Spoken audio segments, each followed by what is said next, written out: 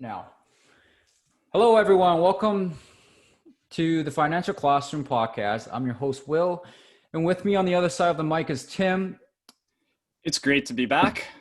It's good to be back. Today we are introducing our newest segment, Six Figure Millennials, where Tim and I talk to millennials who have hit the 100K plus mark early in life. And we're talking 100K net worth, right? Yes.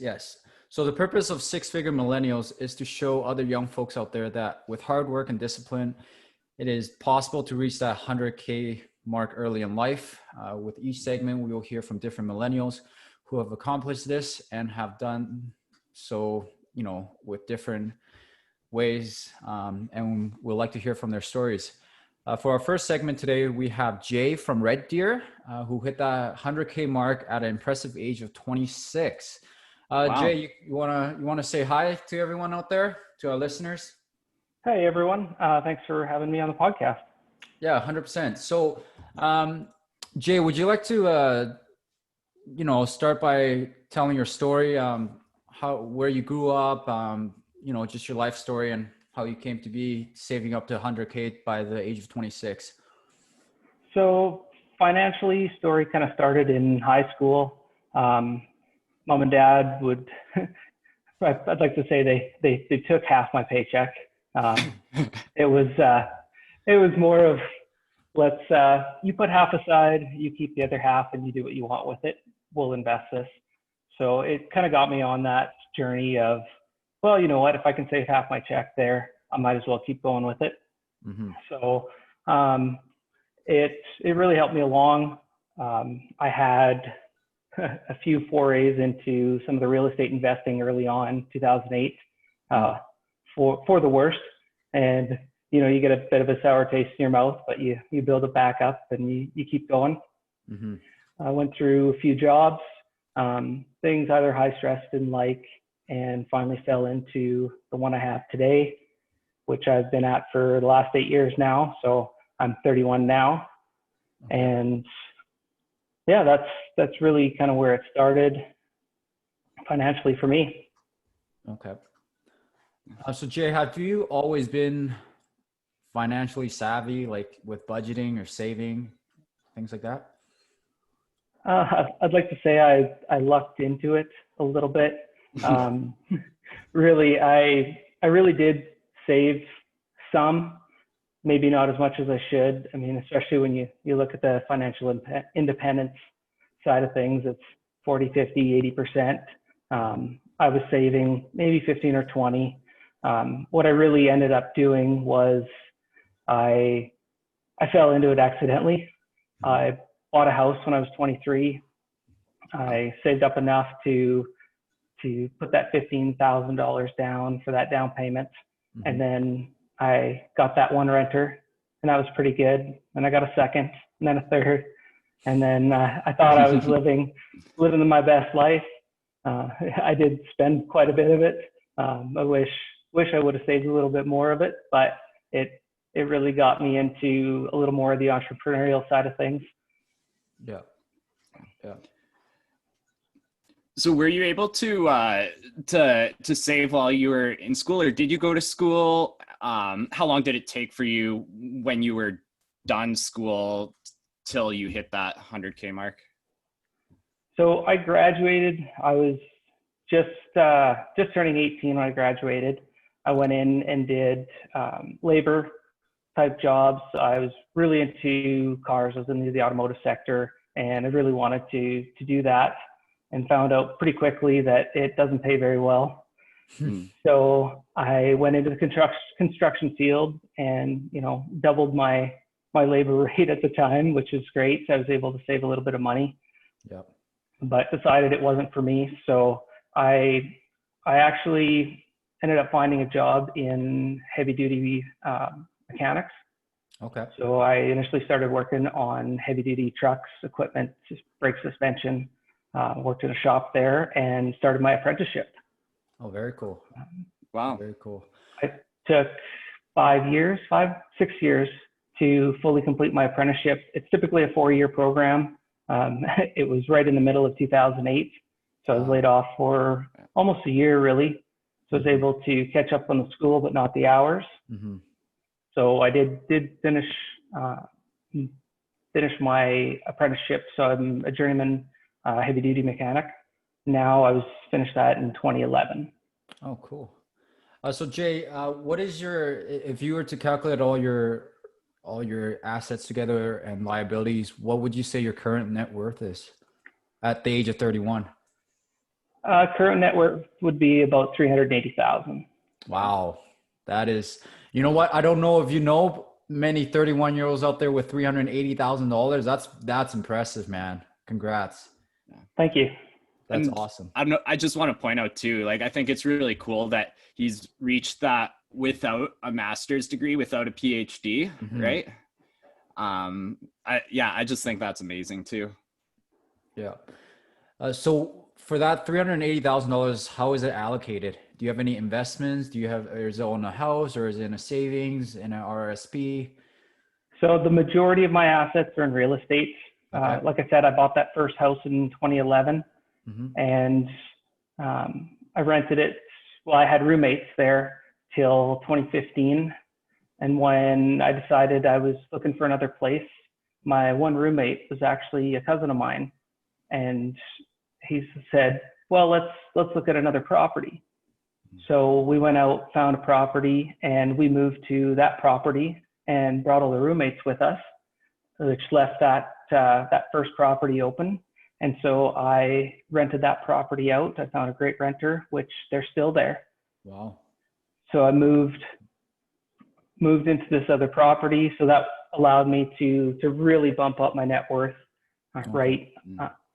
Then the second property, like I said, it was almost accidental. When everything slowed down in early 2017, like I said, I'm in oil and gas, so we really went through those ups and downs. My roommate at the time, or part owner, he wound up moving to a different city. And so I had way too much house for myself and one other renter. So I moved out and we tried to sell the property. It sat on the market for 8 months and no offers. So we decided, well, I've had luck renting, let's do it again. And so we did. So that house has been rented since 2017, again, to the same renters from the start. So you have two properties? I have three. Yeah. So I currently live in my personal residence. Okay. I just have a smaller townhouse. Yeah. Which I'll probably be turning into a rental within probably in the next year or so. Okay. So Jay, I think I want to change your wording here. You keep saying it's accidental or luck, or I don't think it's that. Like I don't think you realize that you're hustling, man. You are working hard. Not a lot of people at 31 years old have three real estate and three properties and two rental properties. So you're working hard out there. It's not luck and it's not by mistake. So you got to change that wording. I appreciate it. I will. Yeah. And just to be clear, like you made that money yourself, right? You didn't, receive some sort of, big inheritance from your parents or something like that. No, everything I made myself. I'm in a very good industry. So yes, it does pay well. So it does help you along. Okay. What would you say your range of salary from when you first bought the first property to now? Has it changed or has it kind of stayed the same? No, when I bought the first property, I was making about $75,000 a year. Okay. And at this point now, I make about 125 to 130. Wow. Depending on the year, the overtime this year will be a little bit lower now. Yeah. Wow. And just out of curiosity, do you have any mistakes that you feel like you made along the way, or any regrets? It really depends. I don't like to look at them as mistakes, more of a learning curve. I did, I bought the fancy car, I bought the toys, I did all the things because all my friends were doing them. And as much as I look back on, what that could have been. I could have been, maybe at 750,000 at this point, and I'm not. Yeah. But would I change it? No. It's all about learning. It's all about doing a little bit all the time, and not getting so caught up in it that you can't live the rest of your life doing it either. Yeah. So if you say learning, what was something that you did that you've learned since not to do? Well, I do have a funny story about a couch. Perfect. We like couches. Perfect. So typical, bought a house, and the house needs furniture. So let's go to the bricks like we all do, and 0% interest. Oh, perfect. Yeah, exactly. Right. No payments for the next 15 months. So we buy this couch, and life is great. And there's just a small payment every month just for the fee. And so about 3 months in, I start looking at it. I go, you know what? There's 0 interest. There's 0 payments, but there's $66 on every fee, or every monthly fee was $66. Well, if I look over that course of so many months, I'm looking at 7 to 8% fee just because I don't want to pay that off, because according to my receipts, it's 0% interest and I have no payments. That's how they get people. It really is, yeah. So the day after I read that, I phoned up the company. I believe it was through HSBC, and I said, I'm done. Here's the money. And that was the end of it. And I never bought anything like that ever again. Oh, man. Wow. That's awesome. How much was the couch? Oh, I think it was maybe $2,400. Now, if you were to look back, how crazy is it that you financed a $2,400 couch? Oh, it blows my mind. It's unbelievable. Oh, man. Yeah. But as far as mistakes, I don't, like I said, see them as such. Did I spend too much money on many things? Absolutely. But would I change it? Very few things. Maybe I'd buy the cheaper version of said vehicle. Yeah. So sorry, go ahead, Tim. Oh yeah, I was just gonna point out, like Jay was saying, those mistakes, those lessons learned, as we really should call them, are just those things that make us into who we are today. We can't let those lessons that we've learned define us. We just need to make sure we learn from those purchases, learn from those lessons moving forward to change our course. Yeah, 100%. That's good, Tim. So Jay, how do you live your life now? Do you still finance stuff, or are you done with that life, or are you have you kind of got a hold of your finances to try and reach that millionaire status down the road? Yeah. So when I was about 29, I really reached into a little more into the FI mentality, and really looked at budgeting a little more, which really made a difference.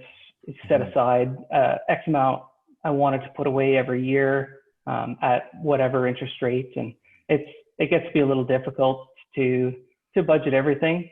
Yeah. And so I did it for 6 months, and kind of like your diet, you kind of know what you can eat, what you can't eat after you've done it so long.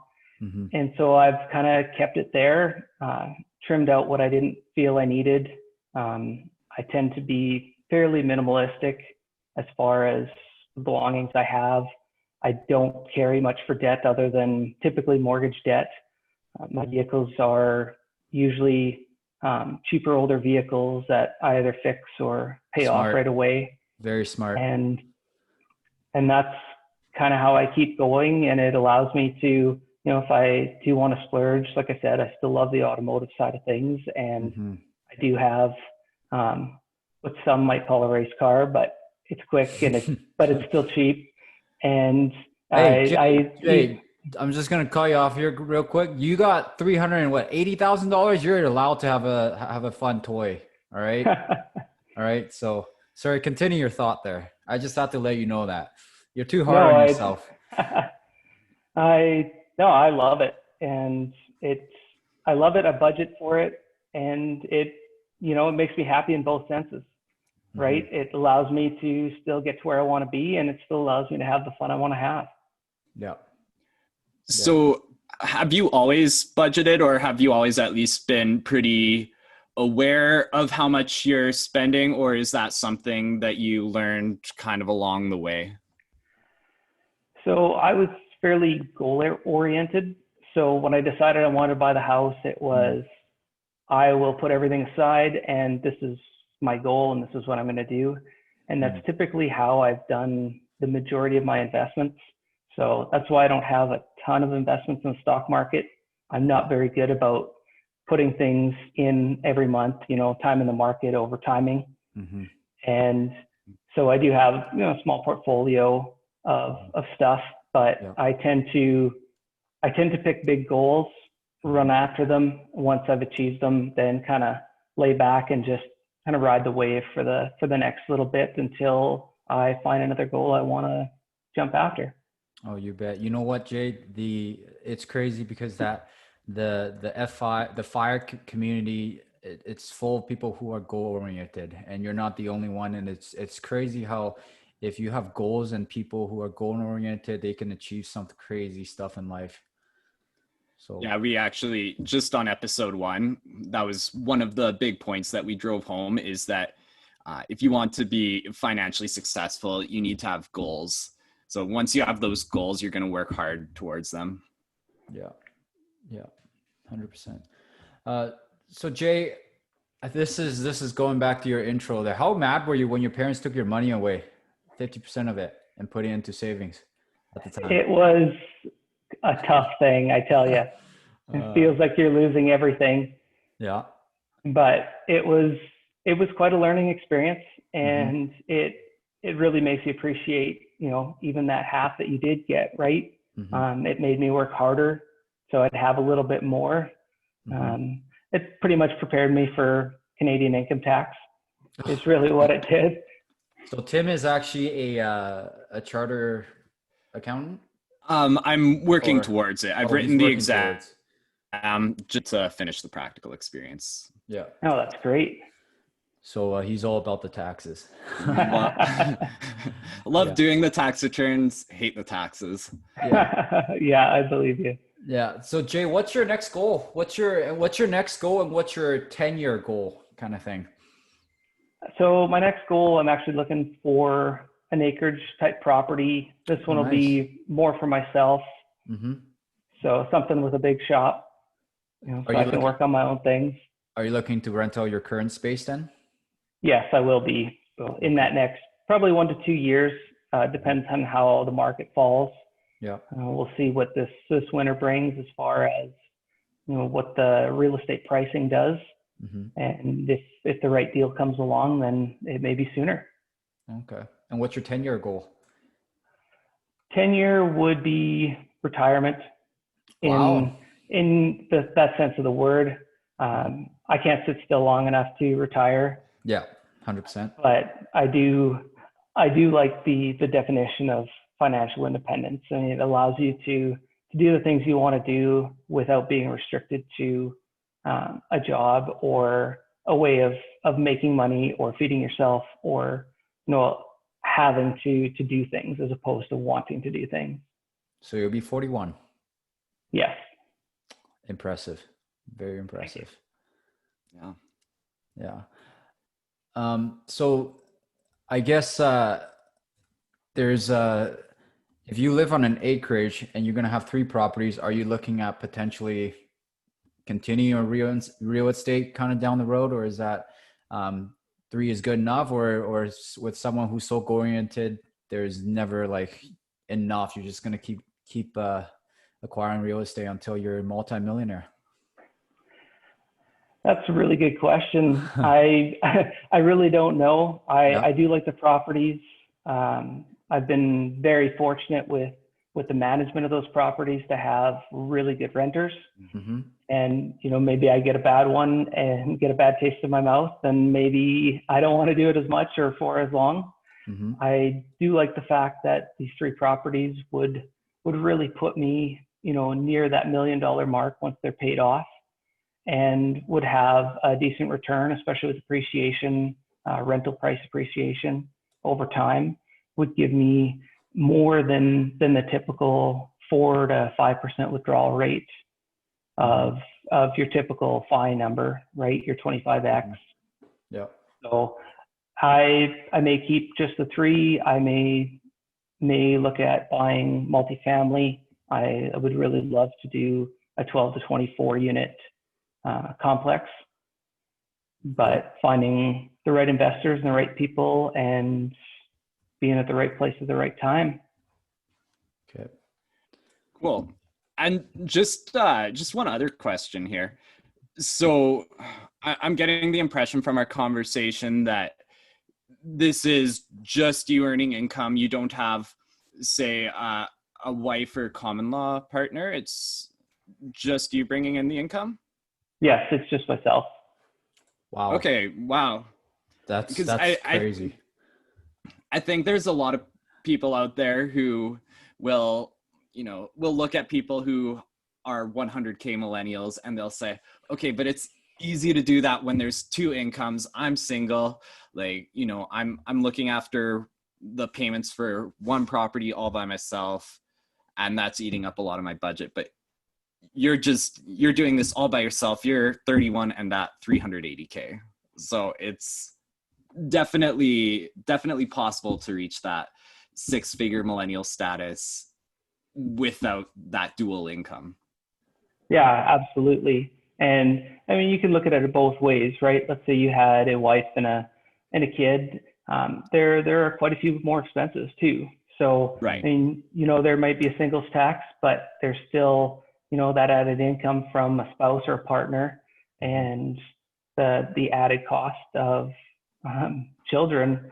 And right, there might be more lifestyle inflation. There may be more things, right? As a single guy, I can, have no furniture in the house and nobody cares, right? You really appreciate a couch when you sit on the floor for a week. You're saying you're not going to go to the brick and finance another one? It took me 6 months to find this one. Oh, that's awesome. So Jay, I guess we'll end it shortly here, but we have a closing question here, unless Tim's got something else. But what you're a smart guy. What are your advice to younger people who are listening right now? People who are maybe in high school right now, or just finished university, or just getting out into the workforce. What are your advice for them if they're looking at like 100K as an impossible task, if they can barely save $5,000 for that matter? What are your advice for them? What do you say to them? I have a younger brother who's 17, and I always tell him that, like I said, time in the market over time in the market, and get started. There's you don't have to be perfect. You just have to start, right? An hour every day, $10 in the week, but it all adds up. The sooner you can get it in there, the sooner that you can make the money work, the quicker you're going to get to that. And the more you do it, the more you tend to continue that same process. So for someone who's trying to maybe get into real estate, what do you say to them? Like, what are the top 2 things that you would say to them if someone's trying to get into real estate? I know that's a big loaded question there. Yeah, it can be a little tough. It's a little daunting to start. The best thing would be to find a really good mortgage broker, find a really good realtor, somebody that's very progressive and wants to work with you, and understand that it does take some money and it will take some time to build to that point, but it escalates, it snowballs.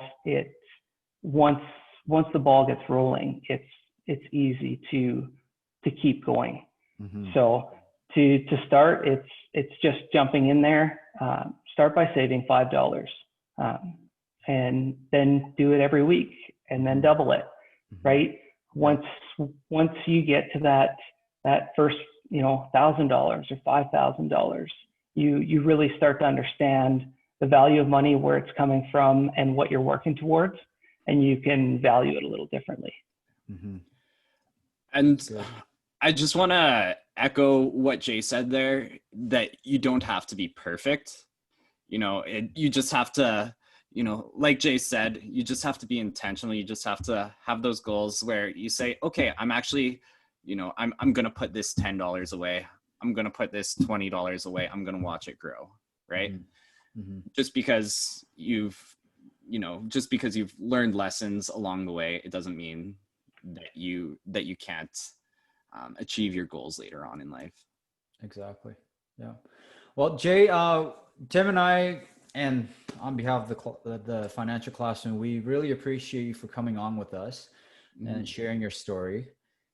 I really appreciate being on here. Yeah, 100%. You are super wise. Like I need to sink in. It's not luck that you got here. It's not by chance. You've worked hard. You have $125,000 salary. You don't sit on the couch, play video games all day to get to that point. Yeah. And for all the listeners out there, like Jay said, it's possible. Don't get into debt. Don't finance a couch, and work hard. And 31 years old, you could be Jay one day, potentially $380,000 on his way to retiring at 41. And one day for sure being a millionaire. You're definitely a millionaire Definitely. on the road, 100%. So, so thanks a lot. Is there any closing remarks, Tim, you want to say, or Jay, you would like to share? No, I just want to thank Jay again. That was great. So much wisdom that you shared here, and I learned a lot from listening to you and from being able to talk with you here. And I'm sure that our listeners will as well. All right, thank you. So catch us next time on the Six Figure Millennial. We'll continue to have more guests on, and catch you later. Thank you, guys.